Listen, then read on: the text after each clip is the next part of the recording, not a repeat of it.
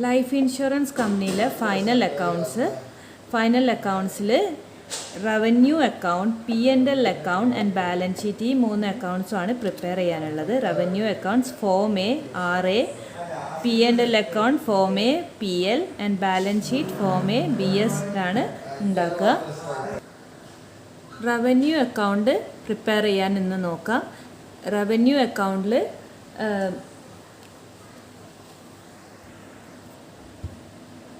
മൊത്തം ഇൻകമും എക്സ്പെൻഡിച്ചറിൻ്റെ ഒരു ടോട്ടൽ ഫോമാണ് റവന്യൂ അക്കൗണ്ട്. അതിൻ്റെ ഫോം എ, RA ഫോമാറ്റ് നോക്കാം. ആദ്യം name of the insurer, registration number and date of registration with the IRDA.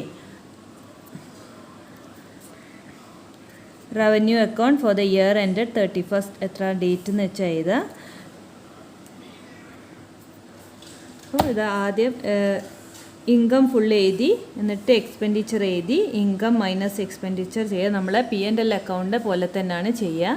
അപ്പോൾ ഓരോരോ ഐറ്റംസ് നോക്കാം. Premium earned net. പ്രീമിയം എന്ന് പറഞ്ഞാൽ എന്താണെന്ന് ആദ്യം പറയാം.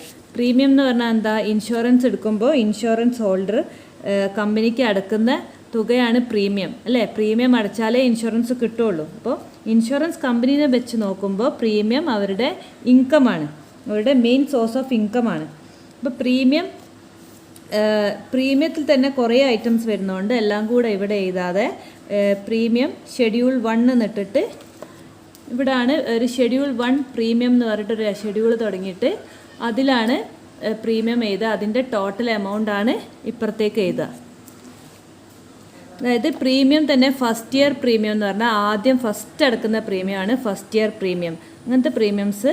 പിന്നെ റിന്യൂവൽ പ്രീമിയം എന്ന് പറഞ്ഞാൽ പിന്നെ റിന്യൂ ചെയ്യാൻ വേണ്ടിയിട്ട് വർഷം നമ്മൾ റിന്യൂ ചെയ്യൂലേ ഇൻഷുറൻസ്, അതിന് വേണ്ടിയിട്ട് വർഷം ഇപ്പോൾ എന്താണ് നമ്മൾ വണ്ടിക്കൊക്കെ പ്രീമിയം എടുക്കുമല്ലേ, ഒരു നിശ്ചിത സമയത്ത് പിന്നെയും റിന്യൂ ചെയ്യണം. ആ റിന്യൂവൽ പ്രീമിയത്തിന് എഴുതുക. പിന്നെ സിംഗിൾ പ്രീമിയംസ് എന്ന് പറഞ്ഞാൽ ഒറ്റ ലംസം എമൗണ്ട് ഒന്നിച്ചെടുക്കുന്ന പ്രീമിയം ഉണ്ട്, അതാണ് single premium. India, outside India, അപ്പോൾ ഇതൊക്കെ ടോട്ടൽ ചെയ്തിട്ട് വേണം ഇവിടെ പ്രീമിയത്തിൻ്റെ നേരെ എഴുതാൻ. റീ ഇൻഷുറൻസ് എന്ന് പറഞ്ഞാൽ ഇൻഷുറൻസ് കമ്പനിയുടെ അടുത്ത് ഇൻഷുർ ചെയ്ത മാറ്റർ ആ ഇൻഷുറൻസ് കമ്പനി റിസ്കിൻ്റെ ഒരു പാർട്ടോ അല്ലെങ്കിൽ മുഴുവനായോ മറ്റൊരു ഇൻഷുറൻസ് കമ്പനീൻ്റെ അടുത്ത് റീ ഇൻഷുർ ചെയ്യുന്നതിനാണ് റീ ഇൻഷുറൻസ് എന്ന് പറയുന്നത്. അങ്ങനെ ചെയ്യുമ്പോൾ ഫസ്റ്റ് ഇൻഷുറൻസ് കമ്പനിക്ക് ലോസ് മുഴുവനായിട്ട് ബെയർ ചെയ്യേണ്ട എന്നൊരു ആശ്വാസം കിട്ടും. കുറച്ച് ഫുള്ളോ അല്ലെങ്കിൽ പാർട്ടോ മറ്റൊരു ഇൻഷുറൻസ് കമ്പനിയുടെ അടുത്ത് റീ ഇൻഷുർ ചെയ്യാണ്. Second insurance company first insurance കമ്പനിക്ക് കമ്മീഷൻ കൊടുക്കണം അങ്ങനെ ചെയ്യുമ്പോൾ. ഇനി റീ ഇൻഷുറൻസ് സീഡഡ് എന്താണ്, റീ ഇൻഷുറൻസ് ആക്സെപ്റ്റഡ് എന്താണെന്ന് നോക്കാം. റീ ഇൻഷുറൻസ് സീഡഡ് എന്ന് പറഞ്ഞാൽ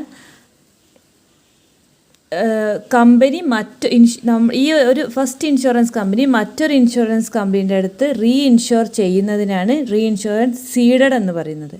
റീ ഇൻഷുറൻസ് ആക്സെപ്റ്റഡ് എന്ന് പറഞ്ഞാലോ മറ്റൊരു ഇൻഷുറൻസ് കമ്പനിയുടെ ഇൻഷുറൻസ് നമ്മൾ ഇൻഷുറൻസ് കമ്പനി ആക്സെപ്റ്റ് ചെയ്യുമ്പോഴാണ് റീ ഇൻഷുറൻസ് ആക്സെപ്റ്റഡ് എന്ന് പറയുന്നത്. കമ്മീഷനൊക്കെ ആണെങ്കിൽ റീ ഇൻഷുറൻസ് ആക്സെപ്റ്റ് ചെയ്യുമ്പോൾ അങ്ങോട്ട് കമ്മീഷൻ കൊടുക്കണം. ഏത് കമ്പനിയാണ് നമുക്ക് റീ ഇൻഷുർ ചെയ്യാൻ വേണ്ടി തന്നത് അവർക്ക് കമ്മീഷൻ കൊടുക്കണം. ഇനി ഇൻകം ഫ്രം ഇൻവെസ്റ്റ്മെൻറ്റ്.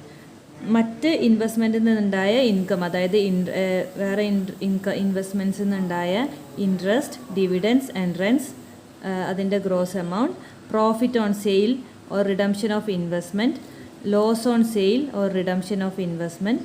ഏതെങ്കിലും ഇൻവെസ്റ്റ്മെൻറ്റ് വിറ്റാൽ ഉണ്ടാകുന്ന പ്രോഫിറ്റ് അല്ലെങ്കിൽ അതിൽ ഉണ്ടാകുന്ന loss, transfer or gain on revaluation, change in fair value, അതായത് consideration for annuities, fees, fines ഒക്കെ. അതായത് എന്യൂറ്റി എന്ന് പറഞ്ഞാൽ ഇയർലി നമുക്ക് ഇങ്ങോട്ട് ഇൻഷുറൻസ് ഹോൾഡറിന് കിട്ടുന്ന എമൗണ്ടാണ് എന്യൂറ്റീസ്. അങ്ങനെ എന്യൂറ്റീസ് ഇയർലി കിട്ടാനോ അല്ലെങ്കിൽ ഫീസ് കിട്ടാനുണ്ടെങ്കിൽ എന്ത് ചെയ്യണം? ഇൻഷുറൻസ് കമ്പനിക്ക് എന്തെങ്കിലും കൺസിഡറേഷൻ ഒരു എമൗണ്ട് കൊടുക്കും, ഒന്നായിട്ടുള്ളൊരു എമൗണ്ട് കൊടുക്കും. അങ്ങനെ കിട്ടുന്ന അതപ്പോൾ ഇൻകമാണ്. അങ്ങനെ കിട്ടുന്ന കൺസിഡറേഷൻ അല്ലെങ്കിൽ ഫീസിൻ്റെ ഇനത്തിൽ, ഫൈൻ്റെ ഇനത്തിലൊക്കെ കിട്ടുന്ന ഇൻകംസ് ഇവിടെ എഴുതാം. ഇനി എക്സ്പെൻഡിച്ചർ നോക്കാം. നെക്സ്റ്റ് കമ്മീഷനും ഇതുപോലെ കുറേ ഐറ്റംസ് ഉണ്ട്. അതുകൊണ്ട് കമ്മീഷന് ഷെഡ്യൂൾ 2 എന്ന് പറഞ്ഞിട്ട്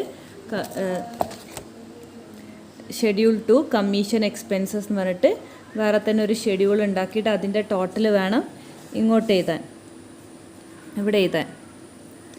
commission paid, direct first year premium, renewal premium, single premium, add commission on reinsurance accepted, less commission on reinsurance seeded. Reinsurance accepted എന്ന് പറഞ്ഞാൽ മറ്റ് കമ്പനീൻ്റെ റീഇൻഷുറൻസ് ആക്സെപ്റ്റ് ചെയ്യുക. റീഇൻഷുറൻസ് സീഡഡ് എന്ന് പറഞ്ഞാൽ വേറെ കമ്പനിക്ക് റിസ്ക് സ്പ്രെഡ് ചെയ്ത് കൊടുക്കുക, വേറെ കമ്പനീൻ്റെ അടുത്തേക്കും കൂടി ഇൻഷുർ ചെയ്യുക. അതായത് റീഇൻഷുറൻസ് ആക്സെപ്റ്റ് ചെയ്യുമ്പോൾ വേറെ ഇൻഷുറൻസ് കമ്പനി നമ്മളെ അടുത്തേക്ക് റീഇൻഷുറൻസിന് വരുമ്പോൾ നമ്മൾ അവർക്ക് കമ്മീഷൻ കൊടുക്കണം, അത് എക്സ്പെൻസ് ആണ്. കമ്മീഷൻ ഓൺ റീഇൻഷുറൻസ് സീഡഡ്, മറ്റ് കമ്പനിക്ക് നമ്മൾ റീഇൻഷുറൻസ് കൊടുക്കുകയാണ്, മറ്റൊരു ഇൻഷുറൻസ് കമ്പനിയും കൂടി കൊടുക്കുകയാണ്. അങ്ങനെ കൊടുക്കുമ്പോൾ അവർ നമുക്കതിൻ്റെ കമ്മീഷൻ തരണം. അപ്പോൾ ഇത് ഇൻകമാണ്. ഇനി operating expenses related to insurance ബിസിനസ്സിന് ഉണ്ടായ ഓപ്പറേറ്റിംഗ് എക്സ്പെൻസസ് എന്തെങ്കിലും ഉണ്ടെങ്കിൽ അതിനും ഒരു ഷെഡ്യൂൾ തന്നെ വെച്ചിട്ടുണ്ട്. ഷെഡ്യൂൾ 3 എല്ലാ ഐറ്റംസും അതിൽ വരും. Employees remuneration and welfare, travel, conveyance and vehicle running expenses, rent and rates, repairs, printing and stationery, ഇങ്ങനെ എല്ലാ ഐറ്റംസും ഇതിൽ വരും. ഷെഡ്യൂൾസ് നോക്കി പഠിക്കണം. ഡിപ്രിസിയേഷൻ, ഇങ്ങനെ ഓപ്പറേറ്റിംഗ് എക്സ്പെൻസസ് ഒക്കെ ഷെഡ്യൂൾ 3 വരും.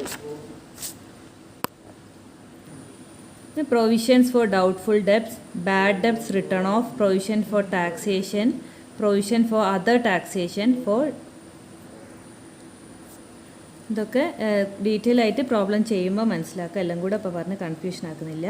അപ്പോൾ ഇതിൻ്റെ ഇൻകത്തിൻ്റെ ടോട്ടലും എക്സ്പെൻസസിൻ്റെ ടോട്ടലും ആയി. ഇനി ബെനിഫിറ്റ്സ് പെയ്ഡ്, അതായത് നെറ്റ് ബെനിഫിറ്റ്സ്, എന്തൊക്കെ ഇൻഷുർഡിന് ക്ലെയിം ആയിട്ട് ബെനിഫിറ്റ്സ് കൊടുക്കേണ്ടി വന്നു. ക്ലെയിംസിൻ്റെ പീരീഡ് ആയാൽ അത് കൊടുക്കണം, മെച്യൂരിറ്റി ആയാലോ ഡെത്ത് ആയാലോ എങ്ങനെയാണെന്ന് വെച്ചാൽ ക്ലെയിംസ് കൊടുക്കണം. അങ്ങനത്തെ എമൗണ്ട്. എന്യൂറ്റീസ്, അതായത് വർഷം കൊടുക്കുന്നതിനാണല്ലോ എന്യൂറ്റീസ് എന്ന് പറയുന്നത്, പീരിയോഡിക്കലായി കൊടുക്കുന്ന അങ്ങനത്തെ എന്യൂറ്റീസ് കൊടുത്തെങ്കിൽ ആ എമൗണ്ട്. സറണ്ടേഴ്സ് എന്ന് പറഞ്ഞാൽ ചില ഇൻഷുറൻസ് ഹോൾഡേഴ്സിന് പ്രീമിയം മുഴുവൻ അടക്കാൻ പറ്റാതെ മുടക്കം വരും. അപ്പോൾ അവർ നിർത്തും, ഇനി തുടരുന്നില്ല എന്ന് തീരുമാനിക്കും. അങ്ങനെ തീരുമാനിക്കുമ്പോൾ സറണ്ടർ ചെയ്യണം. പോളിസി സറണ്ടർ ചെയ്ത് കഴിഞ്ഞാൽ ഒരു സറണ്ടർ എമൗണ്ട് കൊടുക്കും. ആ എമൗണ്ട്, അങ്ങനെ കൊടുത്ത എമൗണ്ട്, ഇതിൻ്റെ ഒക്കെ നെറ്റ് ടോട്ടലാണ് ഇവിടെ എഴുതേണ്ടത്. ഇതും ഷെഡ്യൂൾ 4 എന്ന് പറഞ്ഞിട്ട് ബെനിഫിറ്റ്സ് പെയ്ഡ് ഷെഡ്യൂൾ 4 എന്ന് പറഞ്ഞിട്ട് ഒരു ഷെഡ്യൂൾ ഉണ്ടാക്കുന്നുണ്ട്. അതിൽ insurance claims by death, claims by maturity, ഡെത്തായിട്ട് കൊടുക്കുന്ന ക്ലെയിം, മെച്യൂരിറ്റി പീരീഡ് ആയതുകൊണ്ട് എത്ര വർഷത്തേക്ക് ആ വർഷം ആയിക്കഴിഞ്ഞാൽ കൊടുക്കുന്ന ക്ലെയിം, അങ്ങനെ വേറെ തന്നെ എല്ലാം എഴുതിയിട്ടുണ്ട്. റീഇൻഷുറൻസ് സീഡഡ് ആണെങ്കിൽ അങ്ങനെ, എമൗണ്ട്സ് ആക്സെപ്റ്റഡ് ഇൻ റീഇൻഷുറൻസ്, അതൊക്കെ വേറെ തന്നെ ഈ ഷെഡ്യൂളിൽ കാണിക്കണം. എന്നിട്ട് ഇതിൻ്റെ ടോട്ടൽ എമൗണ്ടാണ്, നെറ്റ് എമൗണ്ടാണ് ഇവിടെ എഴുതേണ്ടത്.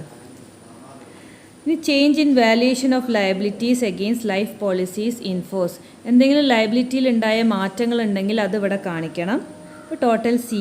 ഇനി സർപ്ലസ് അല്ലെങ്കിൽ ഡെഫിസിറ്റ്, അതായത് D ഇവിടെ കാണിക്കേണ്ടത് A minus B minus C ആണ്. A മൈനസ് B, അതായത് ഇൻകം മൈനസ് എക്സ്പെൻഡിച്ചർ. പിന്നെ അതിൽ നിന്ന് തന്നെ എന്തെങ്കിലും ബെനിഫിറ്റ്സ് കൊടുക്കേണ്ടി വന്നിട്ടുള്ള ബെനിഫിറ്റ്സൊക്കെ മൈനസ് ചെയ്യണം. അപ്പോൾ സിയും കൂടി മൈനസ് ചെയ്യുക. A minus B minus C, അതാണ് ഇവിടെ എഴുതേണ്ടത്. ഇപ്പോൾ ഇവിടെ വരുന്ന എമൗണ്ടാണ് മൊത്തം കയ്യിലുള്ള എമൗണ്ട് അല്ലേ. ഇൻകത്തിൽ നിന്ന് എക്സ്പെൻസസ് മൈനസ് ചെയ്തു. ഇനി എന്തെങ്കിലും ബെനിഫിറ്റ്സ് ഒക്കെ കൊടുത്തിട്ടുണ്ടാവില്ലേ ഈ വർഷം, അങ്ങനത്തെ ബെനിഫിറ്റ്സൊക്കെ മൈനസ് ചെയ്തു കിട്ടുന്ന എമൗണ്ടാണ് ഇവിടെ എഴുതേണ്ടത്. ഇനി ഈ എമൗണ്ടിൽ നിന്നും എന്തെങ്കിലും അപ്രോപ്രിയേഷൻസ് പറഞ്ഞിട്ടുണ്ട്. ഈ എമൗണ്ടിൽ നിന്നും ഷെയർ ഹോൾഡേഴ്സിന് ഇത്ര പെർസെൻറ്റേജ് കൊടുക്കണം എന്നോ അങ്ങനെ എന്തെങ്കിലും അപ്രോപ്രിയേഷൻസ് പറഞ്ഞിട്ടുണ്ടെങ്കിൽ അത് ഇവിടെ കാണിക്കണം. പിന്നെ അതർ റിസർവ്സിലേക്ക് ഇത്ര എമൗണ്ട് മാറ്റി വെക്കണം എന്ന് സ്പെസിഫൈ ചെയ്തിട്ടുണ്ടെങ്കിൽ അതും കൂടി മാറ്റി വെച്ചിട്ട്, പിന്നെ അതായത് ഈ ടോട്ടലിൽ നിന്നും ഈ മാറ്റി വെച്ച അപ്രോപ്രിയേഷൻസ് നിന്നും ഉണ്ടായ ഡിഫറൻസ് അല്ലേ ബാക്കി, അതും കൂടി കൊടുത്തു കഴിഞ്ഞിട്ടുള്ള ബാക്കിയാണ് എന്ത് ചെയ്യേണ്ടത്? Balance being funds for future appropriations. ഇനി ഒരു പ്രോബ്ലം കൂടി ചെയ്യുമ്പോൾ ഒന്നും കൂടെ ക്ലിയർ ആവും. നെക്സ്റ്റ് വീഡിയോയിൽ അത് ചെയ്യാം.